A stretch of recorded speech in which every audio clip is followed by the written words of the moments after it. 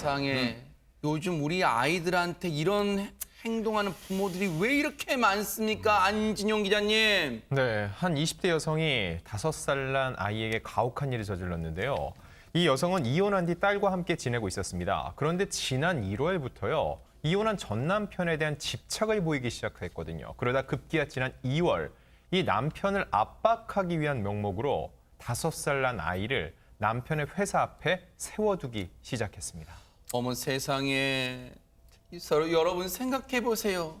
2월이면요. 정말 한겨울입니다. 매섭습한짝 칼바람 매섭습니다. 세상에 김유진 아나운서. 그렇습니다. 그런데 이 여성은 심지어 7차례에 걸쳐서 아이를 전 남편의 회사 아니면 집 앞에 세워두기까지 했는데요. 짧게는 1시간부터 8시간, 어머. 길게는 13시간 동안 세상에. 아이를 추위 속에 떨게 했습니다. 아니 아무리 아이가 어떤 큰 잘못을 저질러도 어머, 저런 세상에. 벌 주면 안 되는 거잖아요. 그런데 여성은 심지어 아무 잘못도 없는 아이를 자신의 비뚤어진 목적을 달성하기 위해서 이런 식으로 이용을 한 겁니다. 아우 세상에 저 보세요. 당시 상황을 그냥 저희가 저렇게 사파로 나타냈습니다만 아 진짜 얼마나 추웠을까. 저 사파만 봐도 저 아이 떠는 모습 봐도 진짜 지금 너무 마음이 아파옵니다. 김복주님 애가 무슨 죄예요? 애가 무슨 죄라고 저렇게 세웁니까? 2월 1일부터 2월 6일까지 총 7번에 걸쳐서 저렇게 아이를 세웠는데 아마 그 과정 중에 1시간 반 빼고 한 33시간 정도 아이를 그 실외에서 오돌오돌 떨게 저렇게 세웠다고 하는데요. 저걸 보면서 어떤 생각이 드십니까? 예전에 이런 얘기 제가 좀 한 것 같습니다. 천하의 나쁜 부모 이야기를 하면서 네. 사례로 들었던 게 하나 있는데요. 아내가 밉다고 해서 아내가 보는 앞에서 아이를 때리는 못난 남편 이야기 제가 한번 한 적이 있어요. 네, 맞아요. 그거하고 이 사람하고 거의 같은 맥락이죠. 즉 말하면 이 사람들은요.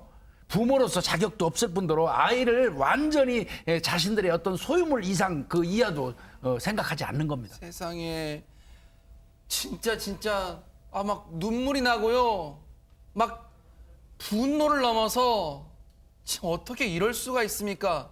아니 최진봉 교수님 미국에서 오래 사셨기 때문에 미국에서는 이런 일이 가당키는 합니까? 마땅치 않죠. 저런 일이 발생하면요. 저 아이는 저 서 있는 몇 분이 안 지나면 사람들에서 바로 보호기관으로 넘어갑니다. 그냥 놔두질 않습니다. 지나가면서 그냥 보질 않아요. 아이가 부모 없이 또는 보호자 없이 혼자 서 있는 장면을 보면 바로 보호기관에 데려가고요. 그리고 부모가 와서 아이를 돌려달라고 절대로 주지 않습니다. 네. 그 아이 엄마나 아빠가 제대로 교육받고 처벌받고 네. 제대로 된 뭐 똑똑한 이유가 없다고 하면 절대로 아이를 내주지 않아요. 네. 보호기관에서 보호하고요. 아하. 그리고 제가 미국에서도 그런 정도 있어요. 한국 학생들 중에 유학생들 중에 아이를 놓고 그냥 잠깐 나갔다 온 사람 있잖아요.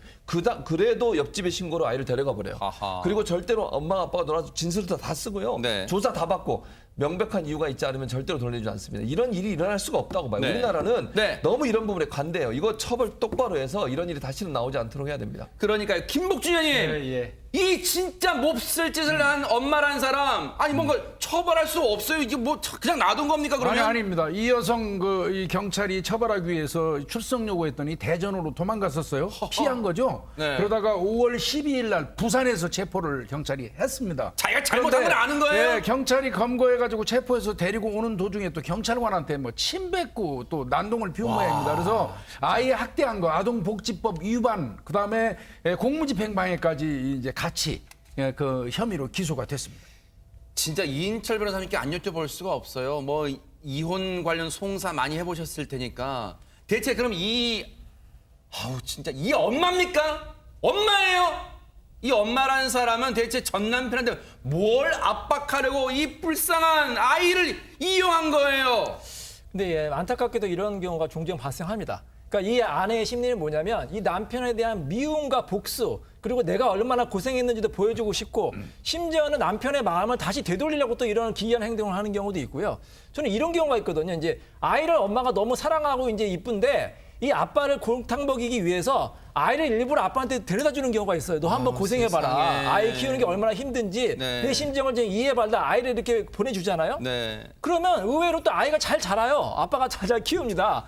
그럼 엄마가 이 행동이 부메랑이 될 수가 있어요. 아예 친권과 양육권도 박탈되고 아빠한테 이제 갈 수가 있고요. 또 양육비도 지급해야 될 수 있기 때문에 절대로 이걸 꼭 명심하셔야 돼요. 이혼하는 사람들 상대방이 미울 수 있습니다. 미울 수 있지만 자녀는 아무런 죄가 없거든요. 맞아요. 자녀를 절대 이용하지 마시고 자녀의 행복과 복리를 꼭 기억해 주시기 바랍니다. 자, 결국 이 몹쓸 엄마 재판에 넘겨지게 되는데 법원의 판단이 궁금합니다. 안진용 기자님. 네, 해당 법원은 이 여성에게 징역 1년 6개월을 선고를 했고요. 40시간의 아동학대 치료 프로그램 이수, 그리고 3년간 아동 관련 기관 취업 제한도 명령을 했습니다. 이 재판부의 판단을 들여다보면 전 남편에 대한 집착 등으로 발생한 이 사건 범행, 죄질이 좋지 않다. 그리고 일부 피해자에게 용서를 받지 못했지만 범행을 자백하며 반성하는 듯한 태도를 보이는 점을 양형에 고려했다고 했습니다. 근데 이 다음부터 중요합니다. 네. 이 여성은 형을 받아들일 수 없다면서 항소를 했거든요. 세상에. 1심 재판부가 분명히 범행을 자백했고 반성하는 듯한 태도를 보여서 양형에 고려를 했다고 했거든요. 이런 재판부의 판단을 무색하게 만드는 항소입니다. 최진문 교수님. 모르긴 몰라도요. 5살이면요. 다 기억날 거란 말이에요. 이 트라우마 어떡합니까, 트라우마를. 그러니까요. 이 아이가 겪을 앞으로의 고통을 어떻게 할 겁니까? 대체 평생 동안 이 아이는요. 엄마나 또 부모에 대해서 얼마나 원망하며 살겠습니까? 자기가 무슨 죄가 있습니까? 아무 죄가 없는 아이를 저렇게 고통 속에다 방치해놓고 엄마나 부모로부터 보호를 못 받고 있다고 생각하면 이 아이는요. 평생 동안 트라우마가 돼요. 제가 볼 때는요. 사람을 믿지 못할 것 같아요. 이 아이 같은 경우에 누군가 자기한테 잘해주다가 갑자기 떠나지 않을까? 나는 혹시나 다른 사람부터 버려지진 않을까? 이런 트라우마 속에 계속 살 수밖에 맞아요. 없어요. 사회생활이 잘 될 수 있겠습니까? 물론 이제부터 우리 사회가 이 아이를 치료하고 정신적으로 치료해서 아이가 온전하게 정신적인 상처를 빨리 벗어나도록 만들어야 되겠죠. 그러나 이 부모, 이 엄마라는 사람이 줬던 이 상처는요 아주 오래 갈 거예요. 그리고 엄마에 대한 그 미움 감정이 얼마나 크겠냐고요. 그 아이 앞에서 어린 아이한테 어떻게 이런 짓을 할 수가 있습니까? 저는요 이런 태도는 저는 재판부도 그래요. 지금 뭐 침을 뱉은 경찰관에 대해서는 어느 정도 뭐 피해에 대해서 처벌하는 것처럼 보이는데 이 아이에게 줬던 이 상처는요 1년 6개월로 해결되는 문제가 맞아요. 아니라고 저는 네. 생각해요. 평생 동안 정말 반성할 수 있는 기회를 줘야 될 텐데 항소심에서 좀 더 깊이 이걸 다뤘으면 좋겠습니다. 아이를 낳았다고 다 부모가 되는 건 아닐 겁니다. 정말 부모 자격증이라도 줘야 되는 시대가 와야 되는 겁니까? 너무너무 분노가 치밀습니다.